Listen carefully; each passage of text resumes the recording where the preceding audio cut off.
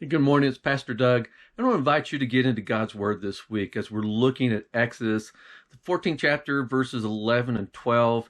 It's sort of the introduction into the story of Moses leading God's people across the Red Sea. Of course, there's always more to the story, and that's the part we're going to get into this week.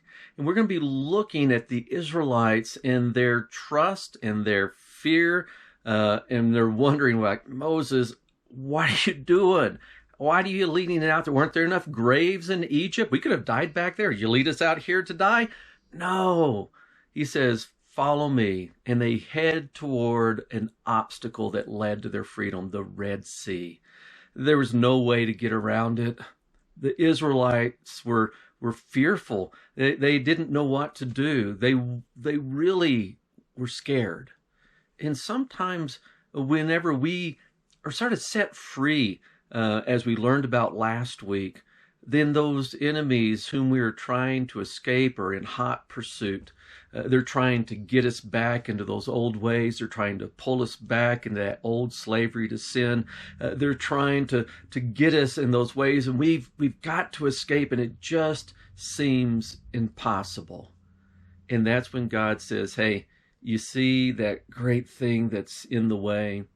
I'm going to see you through it. Just trust my leaders and they will get you through.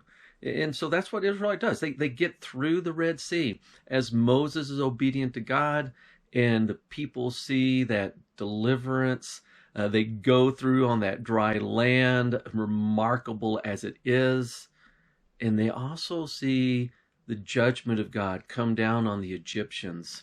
And they've got to think, wow, that could have happened to us. Why didn't that happen to us? And that's when we say, God is a God of favor and a God of grace for those who will turn to him and follow him. The Egyptians had that opportunity too, but they had rejected it. But Israel, as fearful as they were beginning to believe, beginning to trust, and we need to do the same. I hope that you come and join us on Sunday as we look at God's Word together and we look at this obstacle that stands in our way of freedom and how God gives us a way through it. God bless.